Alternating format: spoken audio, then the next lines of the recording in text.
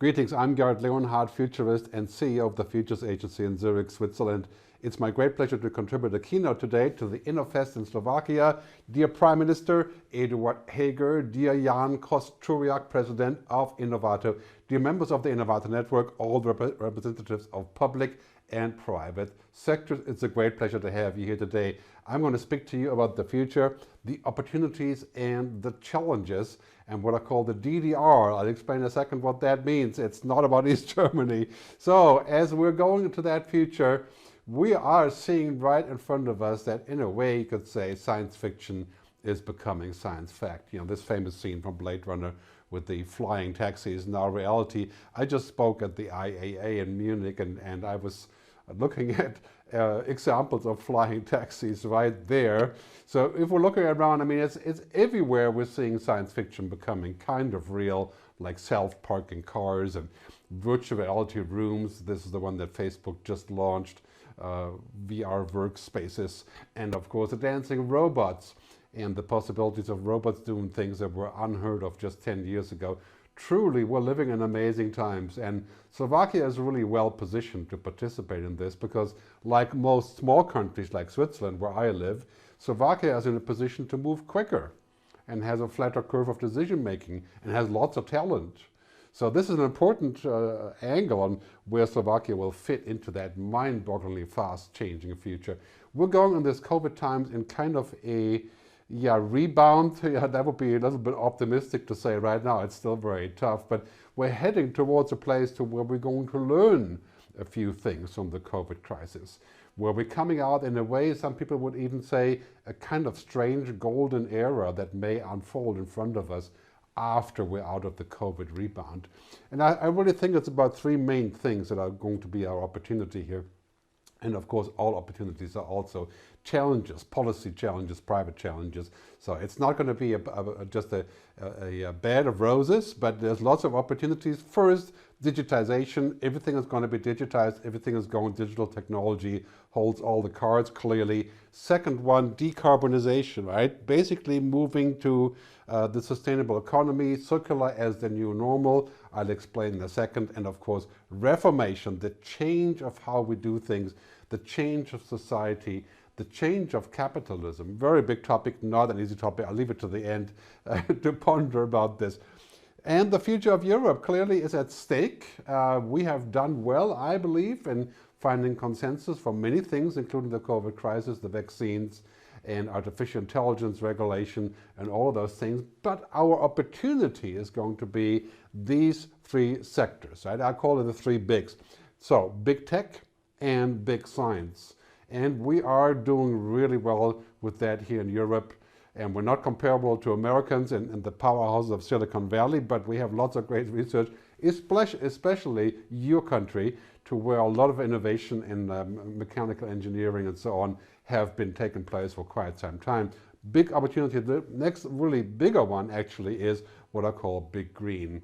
Changing the entire world around us to go towards sustainable economics, to go towards a circular economy, to do away with fossil fuel, to solve climate change. This is a challenge, yes, but it's hundreds of trillions of dollars of new business, new way of doing things. We have to change our economic logic to make that work. And what goes with that, of course, is big policy. Some people would say big state. I don't really like the word, but I think big government is here. Government has to be involved in making all the principal decisions and helping us to go into that future. The role of government has greatly increased, and we have to really rely on government, on good government, on smart government, on digital government to bring us forward into that future. Look at the great examples like New Zealand, Iceland, Norway, Finland, as opposed to other countries that didn't have wise governance. This is going to be so crucial. All politicians and all leaders have to have kind of a driver's license for the future, an authority of being able to speak and to devise the future. Because we're moving in the future where it's no longer just about technology, you know, the cloud and the Internet of Things and all the things that we read about. It's not just about that anymore. It's not just about digital transformation, the ticket to the future. It is a social, societal transformation. And on top of that, it is a human transformation, right? It's a transformation of what we do as people, who we are as people. Imagine about genetic engineering, artificial intelligence, the change of the workplace, automation. We have to look at the whole thing together. So I would implore you to take a look at the holistic approach to this and think of a wider way of looking at the future, not just as a source of revenues or jobs, but to look at society and human transformation at large. We're in this world moving away from this concept of ecosystems, which has been widespread in industry for a long time, if you think about Microsoft 30 years ago, and lately maybe even Apple and other companies like this in the past. But now we're moving into ecosystems, and Apple has realized this just in the recent court decision where Apple is discussing how to become a better ecosystem. Right? We have to become an ecosystem of services, experiences, products, and we have to collaborate. The only way forward to solve our really large problems, energy, water, food, security, disease, we have to collaborate. And this is where the United States of Europe comes in my view. We're going to unite much more than we are now. This is coming. Slovakia can play a very big role here as a small country to set the tone of how this could happen. Take an example from ego to eco, as I was just in Munich 2 weeks ago at the IAA, the car show. The entire car industry is now moving away from cars being at the center, but now it's all about mobility. The show is actually called IAA Mobility now. So as an example, the ecosystem of cars is about owning a car, about going to gas stations, regular gas stations, and filling up the car, about container ships and basically sort of owned properties. And now we're moving into the future where it's about sharing, where it's about access and not ownership, where the whole thing is becoming an ecosystem. Right? So it's all about digital technology being in the middle, and then you rent your car, you lease a car, you subscribe to your car, you share a car. It's a whole different way of looking at that future. Does it mean less money for the industry? It does not. But there's a deep valley in between those two that has to be bridged by being faster and being more understanding about where that future goes. In my view, it's really all about this when we think about the ecosystem. We have to really understand that business as usual, as we know it, the idea of continuing as we always have, is kind of no longer an option. Business as usual is dead or dying. And think about this for a second with the business that you support or supported in Slovakia. Now there's new opportunities. For example, the entire car industry is now ready for new ways of thinking, for example, about chips and about the use of computers. Very, very big job, microelectronics and the entire digitization of that process, a huge opportunity to help the car industry reinvent and go into the future. As we're going clearly here at a multi-layered future of many different options about mobility and transport, all of them going to be sustainable and green. The energy for that has to be generated. Talking about the most giant shift in any industry is going from the gas-guzzling car to the shared electric and maybe even autonomous vehicle. Great articles about, if you just look on the web, of course, automakers are gearing up for the all-electric future. This is a great opportunity for you guys. Right? Next generation mechanical engineering, digitization infrastructure, microelectronics, hydrogen technologies, that's all very big in Slovakia, I hear. And I perceive that as a really big opportunity to invest and to design the future. I recently made a film on these three topics, right? Big green, big blue, and of course big government, which is, I know, big black, I don't know. But it's called The Good Future. And you can find it at thegoodfuturefilm.com, or just Google for The Good Future, Gerd, my name, and you'll find it. But it talks exactly about this. Very important topic. We have to define what is good and what is a good future. What is a good future for Europe? What is a good future for Slovakia? What is a good future for your people, for your business, for society? And that's why I'm so happy we have this INOFEST event here, so we can talk about it, and I can answer your questions on this later in our live chat. But really, this is to me the recipe for the good future. Digitization, technology, decarbonization, moving to a green economy, and reforming what we want from society, reforming our economic logic, reforming what we think about what we want and how we're going to get there. That's all already in progress. Let's start with digitization. Basically, it's warp drive into a digital future, and the corona crisis has brought this forward. Everybody's going online, everybody's going remote, everybody's going virtual, and you ain't seen nothing yet. In a couple of years, we'll be in virtual rooms, augmented reality rooms, wearing augmented glasses, using holograms. It'll be like WhatsApp, right? Everybody's using holograms. And that is also going to be quite scary. It's not all just good. But we're going into the future. Look at these numbers just in the COVID crisis. And this is pan-European, I think, numbers. So basically e-commerce and remote working, telemedicine, remote learning, online entertainment, all of the boosts. I think the CEO of Microsoft said the other day, there's been more digital transformation in the past 12 months than the previous 10 years. And I think the adoption rate is just mind-blowing. So huge opportunity, also big challenge, because we want everybody to be partake in this revolution, in this digital revolution, and ultimately also the next one, which is a sustainability revolution.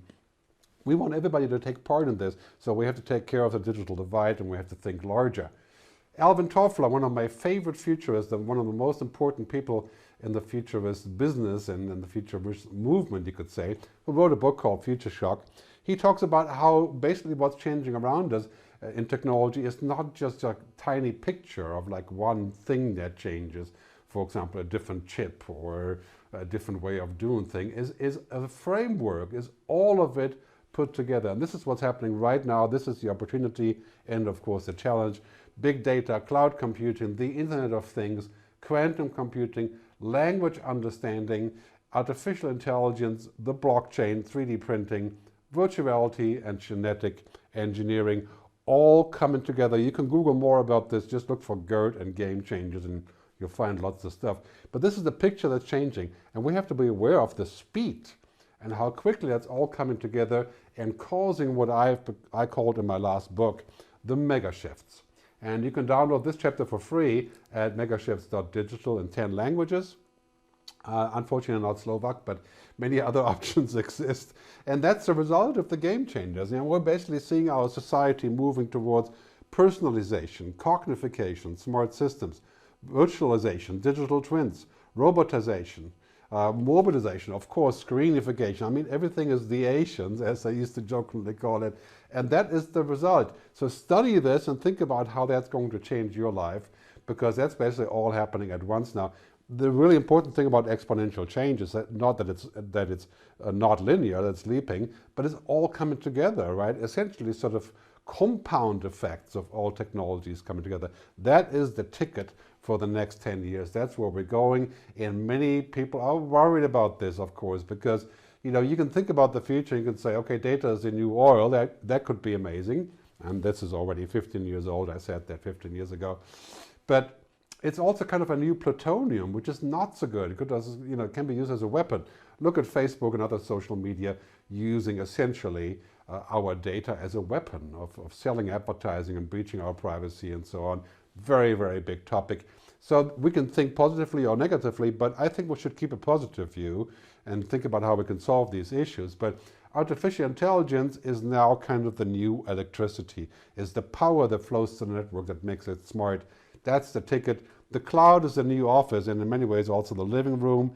We are going to keep working from home. We're going towards a hybrid working society, basically sort of a hybrid scenario, hybrid workplace. And clearly virtual reality and augmented reality is the key to sort of seeing things differently, our new senses. And that in many ways, of course, can be quite troublesome, because how we're going to control this, how we're going to get not addicted and all that cool stuff. Big topic about digital ethics, which I'll mention in a second. But in this future, these 4 things that I've listed here, they're coming, and this is the key question. How are we going to make it good? Right? How are we going to make sure this technologies remain 99% good? Can't be 100%, right? But it definitely should not be 50-50.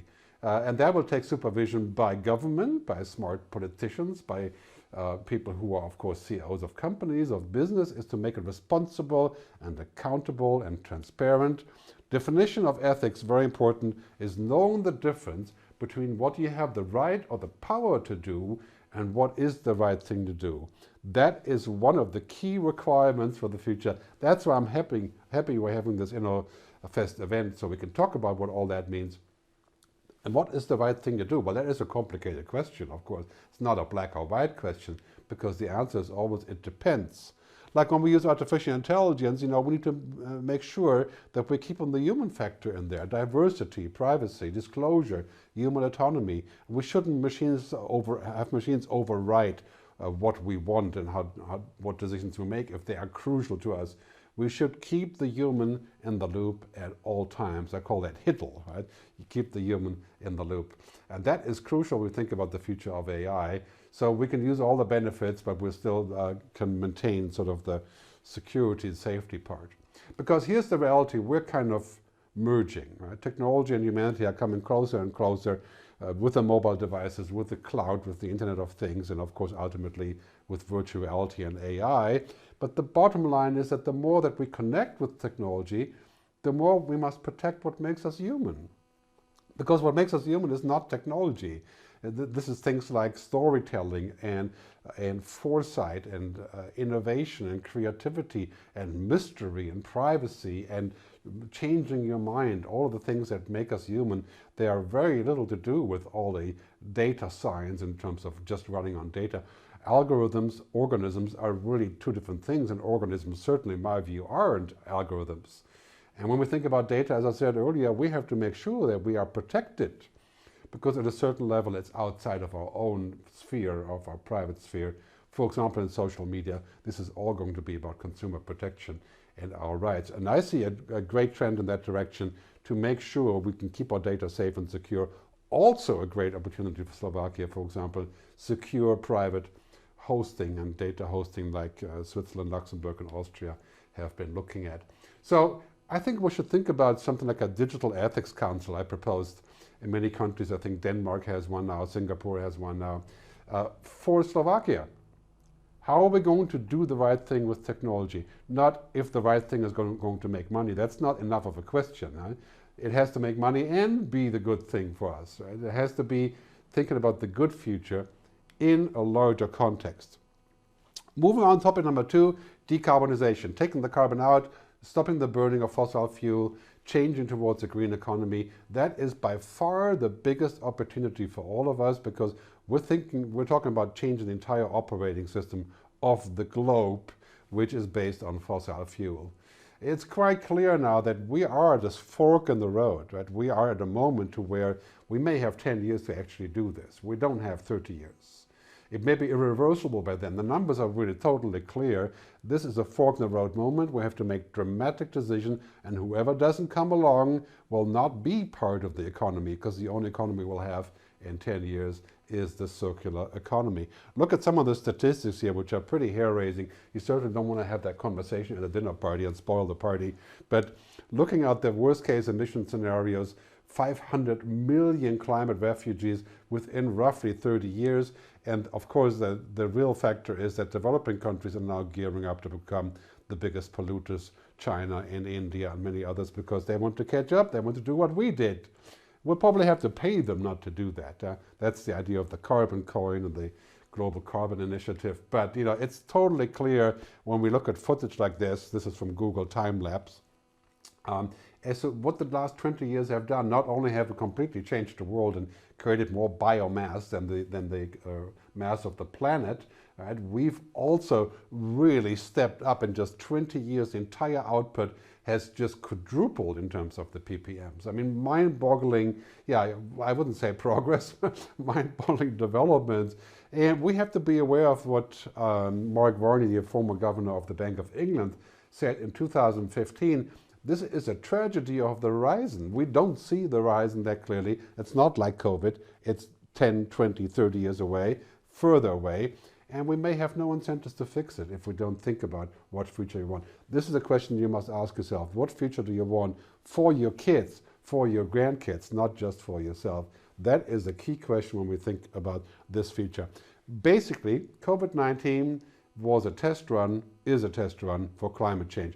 All the change that we need to make, all the involuntary things, all the painful things, all the rule breaking, that is only the beginning. I think about climate change being X100. And I tell you, whoever is prepared for this, this is the ticket for economic progress. This is the ticket for the future as part of the DDR outline that I showed you earlier. We're going into a future where dramatic things, for example, carbon tax, are becoming the new normal. So what used to be unthinkable, carbon tax for flying, carbon tax for eating meat. I'm not a vegetarian, but this is coming. Carbon tax, of course, for all kinds of industrial processes. But that is going to be the ticket to raise the trillions, hundreds of trillions that we'll need to fuel this economy. Unthinkable is becoming the new normal. Whoever understands that first has the ticket to the future, not just to monetize, but also to have a better future. Looking at the end of oil, I mean, it's hard to imagine, right? But this is just 10 years down the road. Oil, gas, coal is already on the way out. Divest your money, go into new eras, areas that are sustainable, circular, ESG, of course, without wanting to be a fig leaf operation there. That's a very big topic. We're going into a world that is basically no longer about extracting natural resources, which is something that many countries have banked on, like Brazil, Venezuela, of course the US and Russia. Now it's about creating new resources, right? The creation economy, the digital economy, the economy of ideas, and this is where small countries like Slovakia can really win the prize, because that is all about coming up with concepts that work everywhere. Think about all the big successes in the last decade, of course, digital companies, right? Creation of ideas, creation of new things. That is where the money is going. This is why we're here at INOFEST talking about how we can create an economy that is based on creation, not on extraction. Very, very key point, as I was saying earlier, about the fork in the road.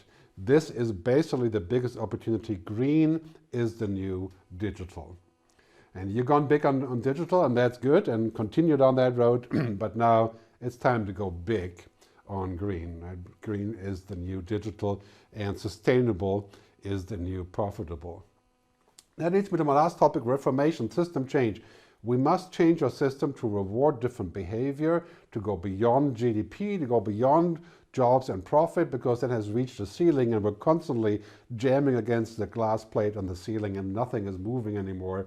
We are now in a different way of thinking about this world as we're approaching the three giant waves of change. Of course, COVID-19, giant wave of change of healthcare and medical thinking and all of the different global debates that we're having about the vaccine. But the next big wave, 100x really, is climate change, and beyond that, a new economic logic of thinking larger. If we don't think larger, we don't think collectively, we don't think collective benefit, we're not going to solve even the COVID crisis, never mind the climate crisis. So we're going to be in a place where we can't solve anything, because in the end it's always going to cost money, and wrong money in the wrong places, like carbon fossil fuel subsidies and so on.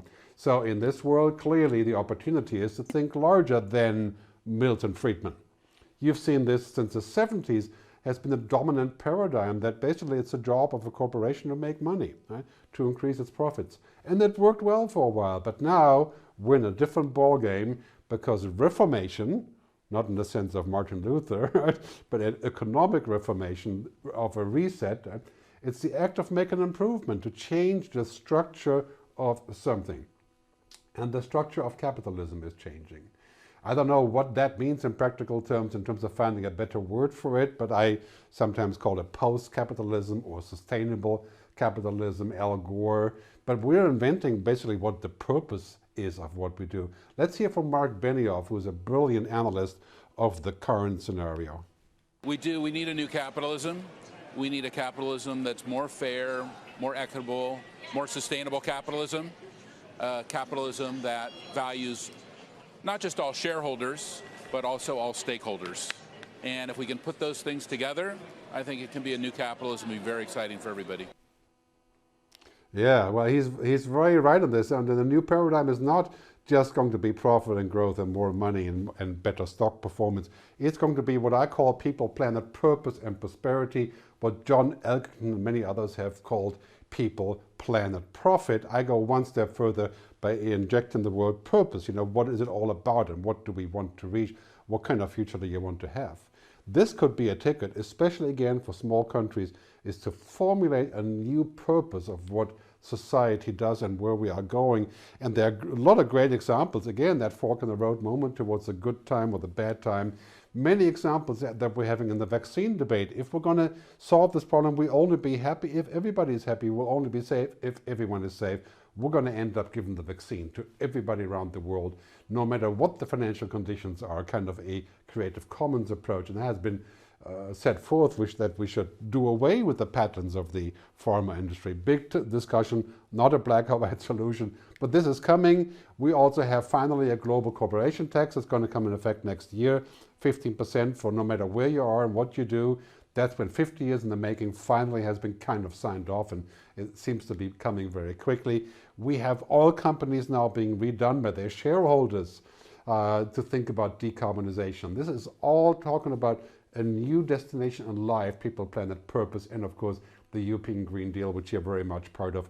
That is going to rewrite our society. That is a huge opportunity. It will be painful to change our behavior, but we're not talking about degrowth here. We're talking about a different kind of growth, sustainable growth, growth that we can actually afford. Think of this as a sort of ticket, a recipe for the future. Could this be the country brand of Slovakia? Around those 4 Ps. And what does it mean?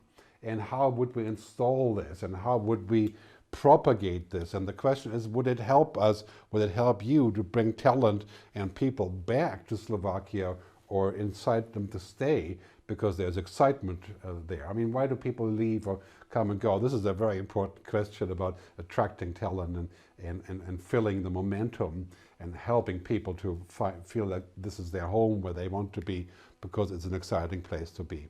I want to wrap up about basically saying, okay, what do we do with all that now? And many people listen to Futurists and they say, okay, that's been great, but so what? Let's answer that question if we can. Now we need to change the way that we look at our work and what we do as humans. We have to move up from the very simple way of working in the past, which now machines can do to a large degree, just logic, intellectual knowledge, data and information. Well, machines are learning that and they're getting very good at it. And AI is going to be able to answer most simple questions. But the real part of what humans are doing is much higher on this pyramid. Think of it like Maslow, take 2, right? So deeper knowledge, tacit knowledge, understanding, wisdom, purpose. I mean, that is real understanding is beyond computers, right? Logical understanding is different.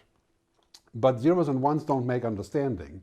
It is about the context. It's about what makes us human. It's about imagination, intuition. It's about foresight, all insights, all the things that we have. And it's going to take both, of course. But here's the key.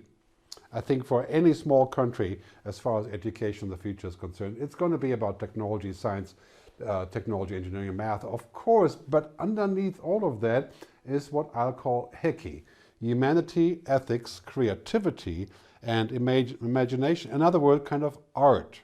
As Steve Jobs used to say, art and technology, right? This is what we're creating. In my view, that is the underpinning of success in the future. Not just science and technology, not just engineering. The world isn't going to be solved just by technology and by science. We need decision makers. We need people who have influence. We need people with ethics. We need people who can tell stories. We need people who have imagination. And people who are leaders are not going to be leaders just because of logic. I mean, of course, that depends very much on where you're coming from and what your talents are. But I would vote all for bringing the humanities back in school, along, of course, with science and technology. Because this is the reality. We are surrounded by technology, and we have to understand it better. But not everybody has to be a programmer. You know, we also need people who are helping us to sort of reprogram what we are and help us rethink about the future. I think we need to get ready for a new human renaissance. Bringing humanity back. Feelings, emotions, emotional intelligence, foresight, intuition, imagination, storytelling, mystery, serendipity, privacy. Story goes on. Even if it's less efficient than a machine, it will be crucial to invest the same in humanity as we invest in technology.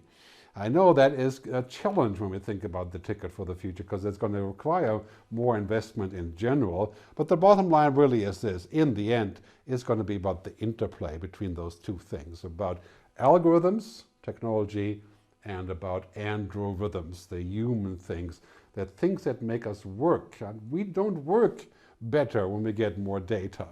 Yeah, processes work better when we get more data.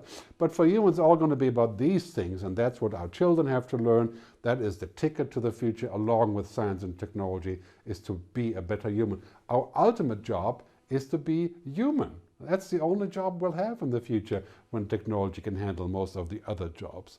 So here's the ticket to the future. Awesome humans on top of amazing technology. That's where the money should be going. That's why we should think about a holistic strategy, not just a focused strategy on one area that will take us in the future. So as we're going down the road with the game changers and the mega shifts and speeding up like crazy, like somebody hit the warp drive button, this is the important thing about the future. The future is no longer tomorrow. The future is here. And we just haven't really noticed it. The future is a mindset. You want to be successful in your country, you want to be successful in your business, and whatever segment you're in is going to be about having the future clearly in mind and looking at it and studying it at least 1 hour a day. Bill Gates says a 5-hour rule of learning 5 hours a week, roughly an hour a day, about the future. Don't look in the rearview mirror to find the future. We cannot project the future from the past or the present. The past is history. We look at it, we learn from it, we study it, of course, but the future is something that we can define. The future doesn't just drop down on us. So the future belongs to those that can hear it coming. This is the future mindset. Get yourself some ears, observe, listen, pay attention so you can define your future, and most importantly, apply the paradigm of the DDR, digitize, decarbonize, and reform your society. That's the ticket for the future.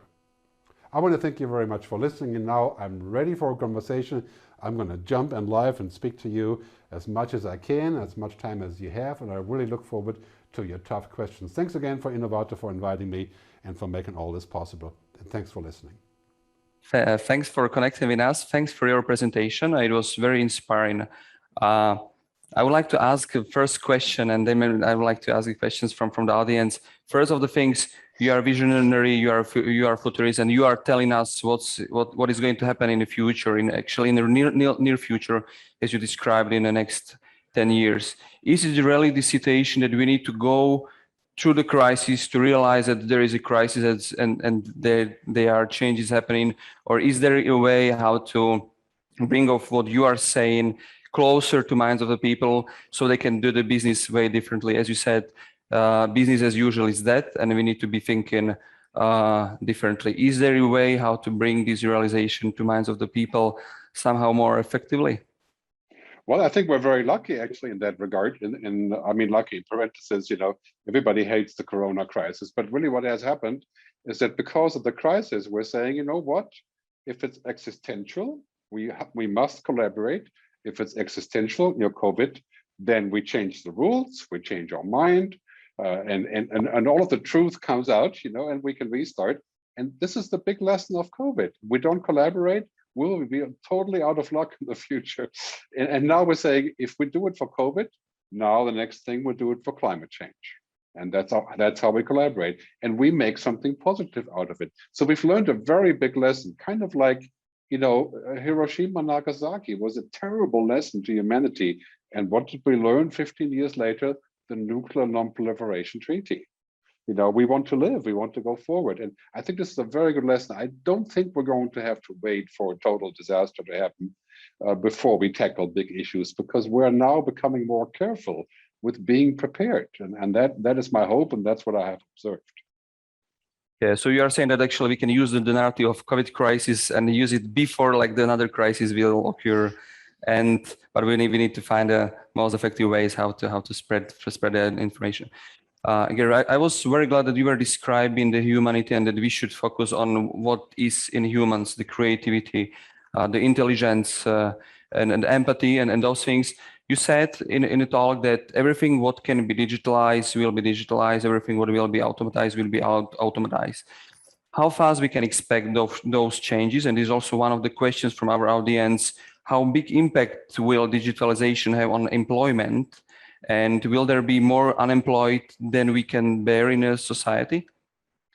There's good news and there's bad news. The bad news is it will happen much quicker than we think. Systems are becoming smart, and they can do things that we used to do, just like, we used to work 90% in agriculture in Europe, and that number is, I think, now between 2 or 3%. But we're not all unemployed. and we have enough food for the most part, right? So the good news is here that many things that can be automated cannot be automated 100%. So for example, if you work in banking, you can use artificial intelligence, robotic process automation, and so on to solve problems like diligence and checking on facts and updating your spreadsheet and setting up meetings and, you know, all this simple routine stuff that we all do. But to make sense out of numbers and to project into the future, that is a human job. So it's a big part that gets automated and the other part grows bigger. So the lesson that we have to learn from the past is that it's much more important to be agile and resilient and creative than to be efficient. And efficiency is only one of the components of success. You know? And so now we're moving into the age of the next decade, simply a complete reset of what is important. And if you compare, for example, Europe to America, Americans are very enterprising and they're sometimes kind of mad with all the enterprising. You know, I lived there 20 years, but in Europe, we are not mad enough. You know, we have to actually say, well, this is an opportunity and this is something that we can do. I don't think we're going to suffer a lot of job loss if we are prepared also to help people to imagine the next step. And the next step, even for a taxi driver, you know, it's quite clear that we're not going to have self-driving taxis for quite some time in Bratislava. We may have it in Palo Alto. We're going to have assisted driving. So there's a slow merging process. The main thing we have to do is first, do not invest any more in jobs that are going to go under, like factory, of course, like jobs that machines can do. Total routine jobs, then to prepare people to investigate new possibilities and to bring up the hope that they can actually do it. And this is a process of also recalling creativity and bringing that out again. Like in Switzerland, I work with several stores, you know, online stores, but also real stores, you know, shopping stores for food. And they have decided they're going to basically automate all of the cash registers so you can check out by yourself, right? But they decided not to let go of everybody, to keep 95% and retrain them for online food recipe creation or customer service or delivery, right? All kinds of things. And this is the thing that we need. We need to be creative rather than say, well, we're going to compete with machines. We can't compete with machines. Machines will do those jobs and we have to move up the pyramid. That is our challenge. Well, I mean, as you are describing the situation, we've got a question, and I would like to connect it. Well, we would like to share this idea and we would like to discuss with this, but we are kind of afraid of misinformation and hoax rising in social networks in the near future. Is it something what we can get under control? Can we fight it, or can we find some control on it? Well, there's two things that we can do about media. You know, I worked in media for a long time, and it's one thing, you know, we should not give up on funding public media, public television, public journalism, and public media has to be able to compete with private media, because private media, not television or radio, but private like social media, Facebook and so on, you know, they are algorithmic mediums. And if there's one thing you can clearly see about what's happening today is that algorithms alone are not enough. And they're not enough for the truth, or parenthesis. And they will only do the obvious. You know, Facebook is a money-making machine, and that's it. Right? It makes $100 million profit a day by taking our data and turning it into other data and selling ads. So the main thing we have to do for media is first reinvest in public media and reinvest in important democratic media so we can keep this going. And second, to define powerful rules to keep algorithmic media in check. And that includes, in my view, the European Commission has laid out many plans about this. It includes, in my view, banning any political advertising and making those companies responsible for the sort of misleading effect of algorithms. If you just want to take a look at some of the latest movies in this, Blade Runner 2046 shows a scene to where the hero is falling in love with an augmented reality girl. And that is kind of like what Facebook is trying to become, you know, is to take over reality. That is just not a good idea. This is not just Facebook, but many others. So if we want good media, we have to invest in good media, and we have to invest in accountability and also in supervision and in making it a real powerful ecosystem. I will jump to another question. Like you were describing the direction of creating of national states of Europe, and we have a question like, how do you see the future of European Union and NATO in the context of globalized world?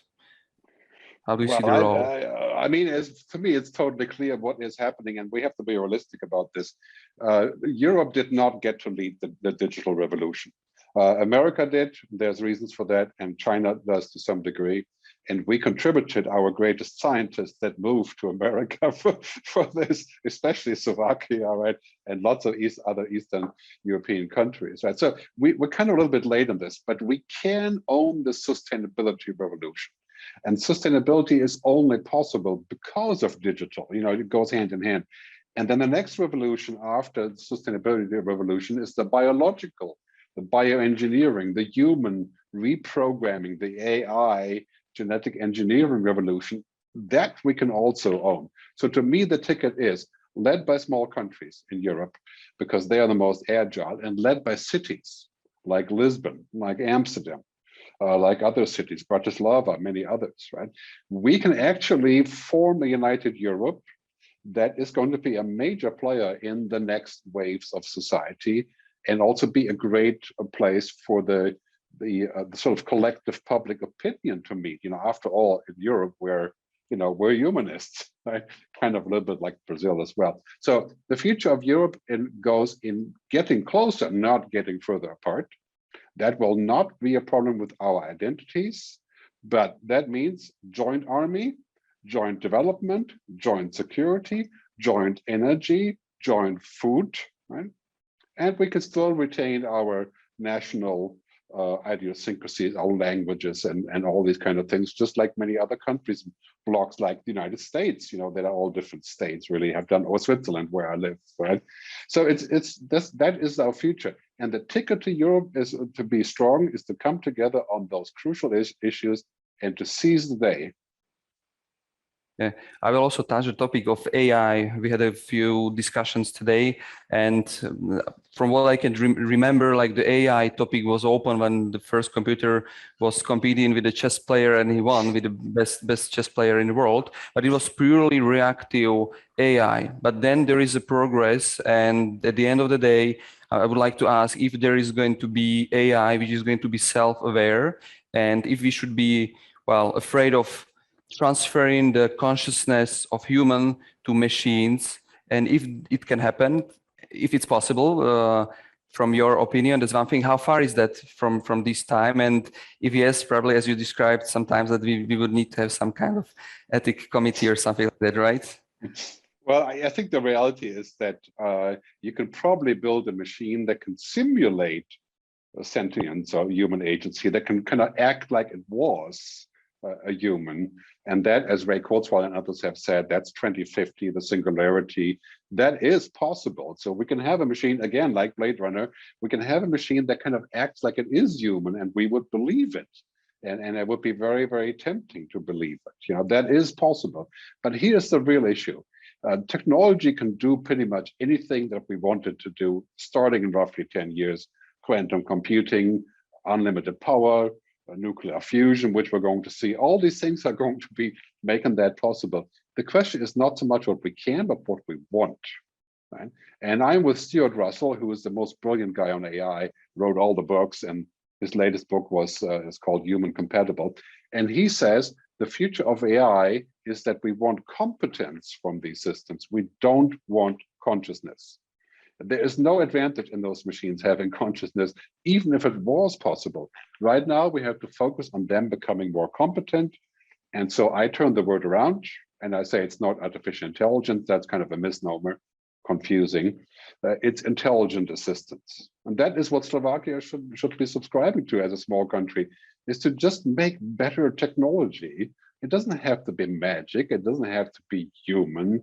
It doesn't have to be what Elon Musk talks about all the time. You know, that's kind of pie in the sky right now. So we should be worried in the long run, but in the short run, I think this is an extremely powerful tool for us to cultivate. So eventually, we need to have an ethics council that says the consequences of using this technology, need to be observed, and we need to protect where it creates a problem, like in bias or lack in diversity and so on and so on.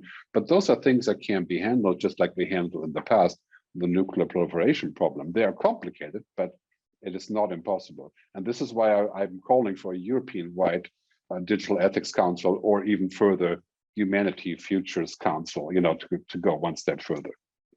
Yeah. So I would like to bring another question. Is actually coming from the room where I'm here with a couple of entrepreneurs.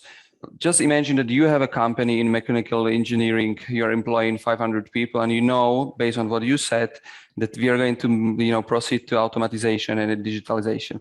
What you would recommend to him? Should he innovate in the area where he has expertise? But there's a question how much room for innovation is there, or he should also kind of have a differentiation of risks and different directions of the business, or potentially invest also somewhere else, because as you described, it seems that the world is going to be changing quite fast. Well, one thing you don't want to be is a company that works on diesel engines. Like many companies that try to perfect the diesel engine, turns out 3 years ago, nobody is going to buy any more diesel engines in the very near future. So you're out of luck if you make diesel engines, because you just spent 30,000 people and billions of euros on creating something that's going out of style. That's like making CDs rather than going to the cloud, right? So here's the most important thing in mechanical engineering. The opportunities far outweigh the challenges. The next generation of mobility will use plenty of engineering components. It's just a little bit different than before. And that's why I would be looking at the next generation of mobility. I would be looking at green technologies, solar, wind power, and nuclear fusion that is coming in its package. I think it'll make entirely possible. I foresee a great future for this business. It just will not be in a business that's essentially dying. Your traditional car industry is especially on its last legs in the next decade, and shifting very quickly. And everybody is aware of this. Is kind of like saying, in the music business, you don't buy records anymore. You click a button on your mobile phone. So when you see this, then you have to make the right bets, and sometimes diversifying can be a good idea. Yeah. So from another entrepreneurs here in the room, we've got guys investing in oil and energy, but you said that oil, it's going to go rapidly down. Here's a question: is it possible that the biofuels produced from algae will replace oil? I think it's possible. Sustainable airline fuel is something I would support. I have a big issue with the fact that we may be growing stuff just to make that fuel. And that again would make it unlikely to work. It's like saying, I'm gonna drive an electric car when I go to China. Most of the energy for the car would be from coal. So what is the point? I think we're going to see radical pressure on this. Don't make any mistakes about this. We're at the cusp of serious action on climate change, and painful action, but also unlocking a huge reservoir of money. The World Economic Forum has said in their work, we're looking roughly at 11 trillion euros shifting, and roughly 300 million is what they said, new jobs in the whole green thing in the next 10, 15, 20 years. So, to me, that is the biggest opportunity that you can possibly imagine. And it's not something to worry about. It's just something to understand. Yeah. Oh, there is another sub question. You've been talking about this quite a lot, but maybe you can even repeat yourself. What's your opinion on the future of fossil fuels and maybe alternative resources of energy?